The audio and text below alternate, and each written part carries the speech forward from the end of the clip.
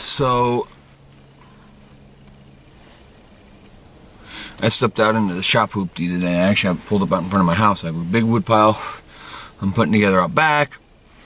And I load up the truck, bring it up front to load the next to the wood stove inside. And then I got a lumber rack on the back side of the house, just outside the back door. That's how we heat the house. There we go. Let me see, my vices as they go. Still doing the little cigar deals. Too many a day to be appropriate, but it's less than cigarettes. But I don't smoke in the house. So weekends and evenings is a lot less activity, I suppose, right?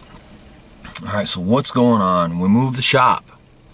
In case you didn't catch the last one, we moved the shop. I am actively going through footage and getting that up. I've got footage from when it was warm out, which then again, it was warm out last week, so what the fuck. We got, looks like we got a couple inches of snow last night. We got enough snow that they plowed the streets. So anything over, well, primary streets is 1 inch, secondary streets is 2. They plowed parking lots, that's 2 inches, at least around here. I don't know how y'all, in your other necks of the wood there, neck of the woods there, that do plow snow, how that works out. I pushed snow for a while. Got a bum deal from a dude, so I stopped pushing snow. Got rid of my trucks and everything else.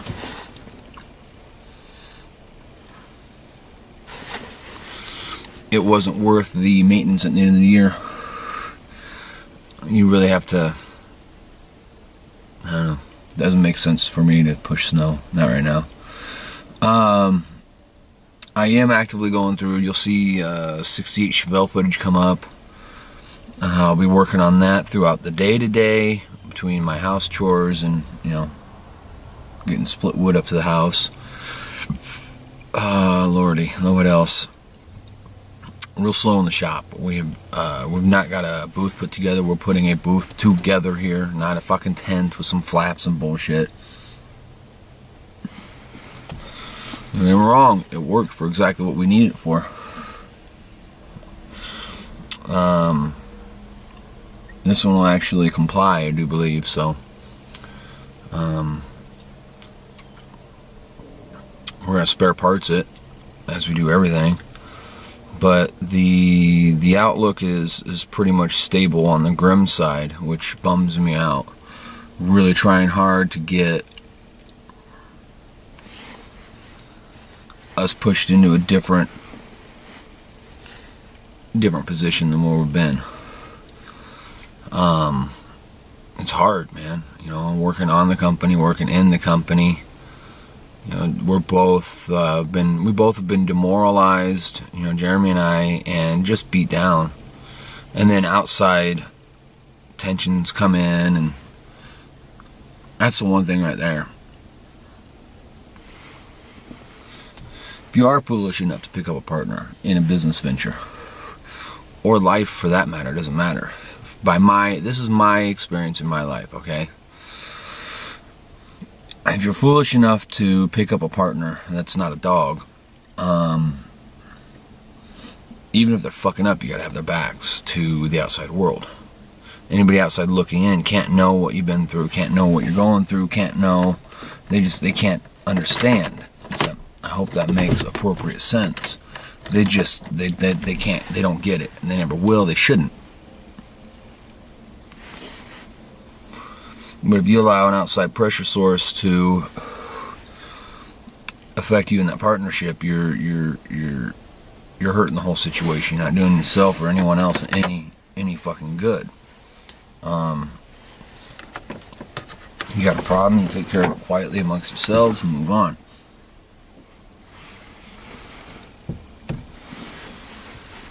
I don't run a dictatorship.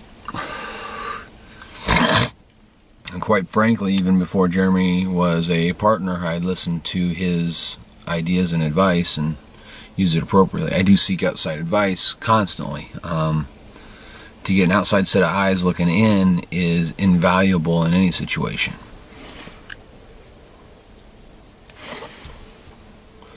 Sometimes you just need someone to tell you you're fucking up. So I've been beating on all the doors, making all the phone calls to car lots and such. If we're going to align ourselves with a couple of those, I can get the paint side where Jeremy's at, bumping and humping and just grinding away. We got the space. We could stage 4 or 5 cars in there for the paint booth and have one car in front of the paint booth ready to go and one car in it. It'd be a mess, but we could do that. We don't want to.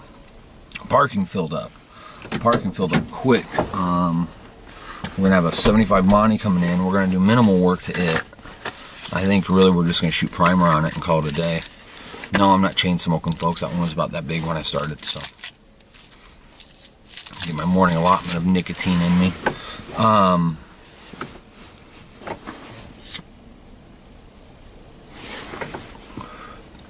We picked up a 53 shoebox Chevy.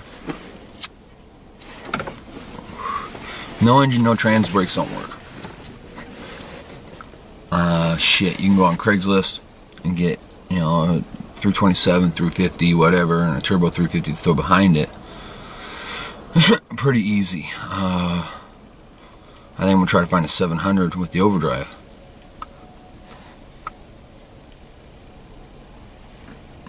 Give me a highway gear, keep it around for a while. Not do much with it, not do much with the exterior. My first thoughts when this came up for option to get was to chop it and do some radical custom shit to it. I'm looking at it and this car's all there. It's straight, it's clean. It's a nice car for what it is, for 53 Chevy shoebox. So that being that, I'm going to get an engine trans drop in it, get the brakes working, get it rolling down the highway. I'll drive the fucker.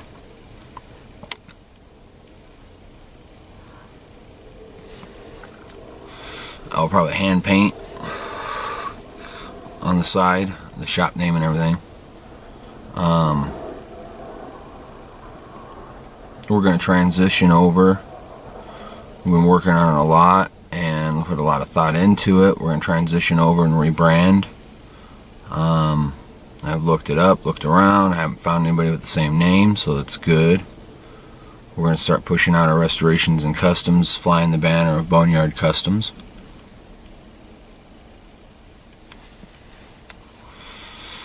That way we can get some cool shirts and shit made this summer. That's all pipe dreams down the road. We got to get stable where we're at first. Let me see. I got to push a bunch of shit around and get some welding into the shop. I got a lot of welding to do, a lot of stuff to fix. So I got to get 2 more cars staged in my area. That booth is the crux. We painted 3 projects this week in an open shop. We ventilated, we did everything we could, and it's just, as you know, it's not enough. It's not enough at all. You get sick, you get exposure, it's awful. It's not a good deal. So we ended that.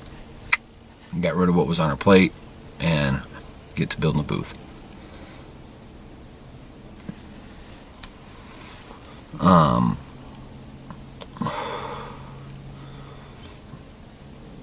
Yeah, I mean that's the crux right there, is just being demoralized and beat down for so long. Where we were at, we were bottlenecked in. We could only work on 1 or 2 things at a time at best. Where we're at right now, we can work on 5 or 6 projects at once.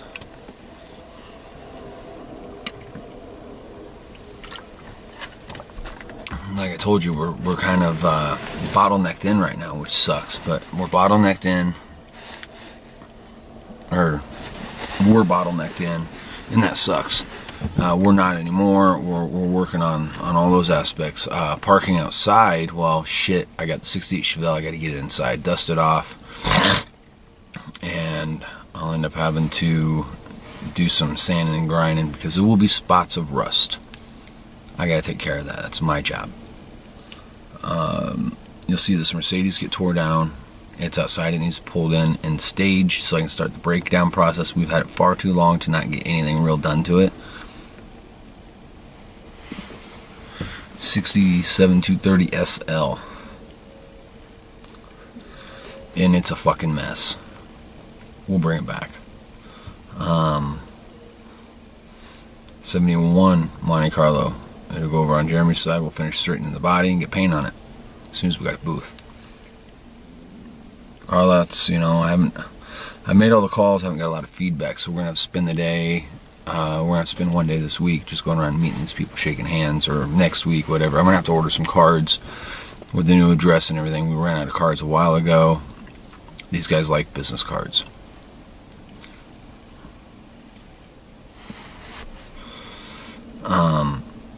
Outside that parking situation, I dragged most of them around. Dragged my pickup over, my 79 Chevy. I need to clean it up and decide if I'm going to sell it or keep it. Clean it up, get it running.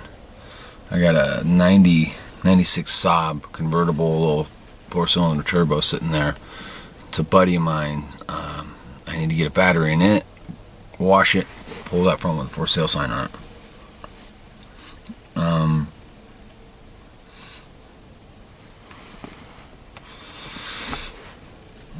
There's a Le Mans out there to be coming in very soon. Mr. Turk will be happy to see that.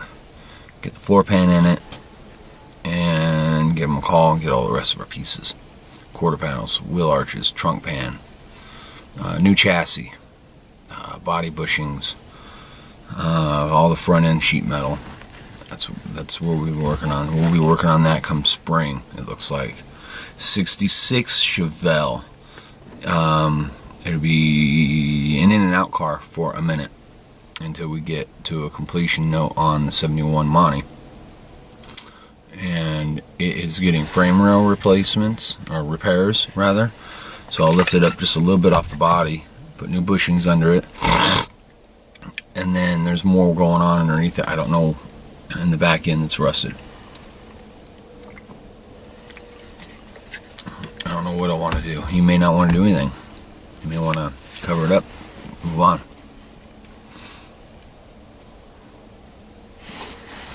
If it's something that will affect the exterior paint job, then I'll press him to get the work done. 72 C10, Trevor Christensen, J-Town Auto. He was right around the way from us. He could drive through parking lots to get to us. Obviously that's not the case anymore. He's 7 miles away now.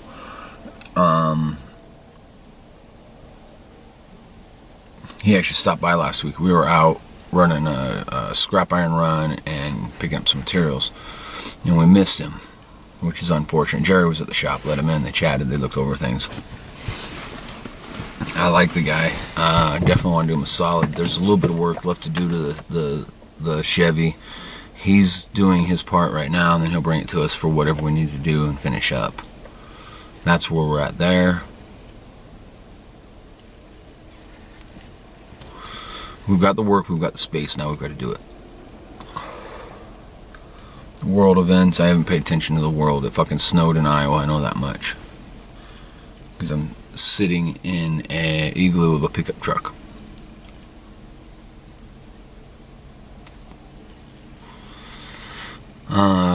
Past that, I don't know what to say. Jerry's van will be in there, or bus will be in there over the winter. Like I said, God's willing, he'll let us shoot some footage. He'll give us a tour and show us what he's done, because it's actually a really amazing piece that he's done. You'll see our friend Stevie around. I think we'll see him around more and more. He's a very, very competent mechanic. He works over at Carl Chevrolet on the alignment rack right now, and he's doing quite well there. But he's got a small fleet of some badass cars. He's got a little 280Z, 280 240Z. First car I ever painted. Pretty damn good if you ask me. 68 Impala, 75 Monte, 79 Monte. He's got some cool cars.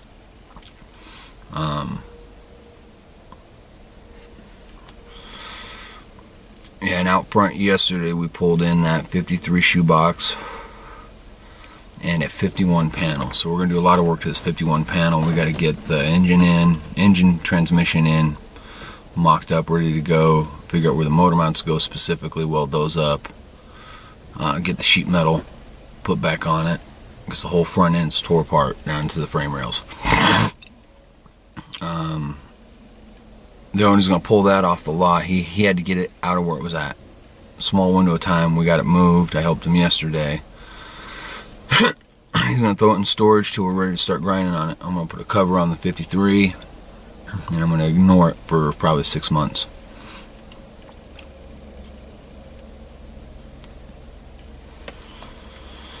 But that's where we're at, folks. Things are as tough as they've ever been, but we have the space to do it now. So I can get the Firebird, working on it, get money in on it, get that 68 Chevelle, get money on it, get moving forward on the 66 Chevelle, get moving on the 67 Mercedes, the 71 Monte Carlo, all of them we can move forward on at the same time without compromising anything else going on. We can still pull cars in and out. All of a sudden we got ability to move around and breathe a little. So moving towards the new year, I think next year will be a big year for video footage. Some good how-tos, some good time-lapse and such on some of the repairs I'm doing. Need a lot of welding, a lot of fabricating. Both sides are completely separated now by the main thoroughfare that we'll stage cars in, which keeps us in better standing. We got an air compressor issue. If Jeremy's trying to shoot, I can't use air for grinders or anything, so we're going to figure out how to isolate air supply for the booth separate. Use a storage tank with a one-way valve so we can't bleed off for the rest of the shop from his air supply, but the rest of the shop will supply him. An 80-gallon tank will work for one coat on a car-ish, you know.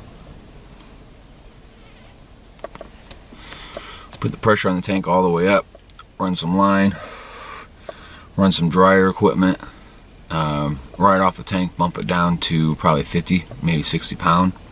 That way by the time you get to the gun, you can adjust it out easily there.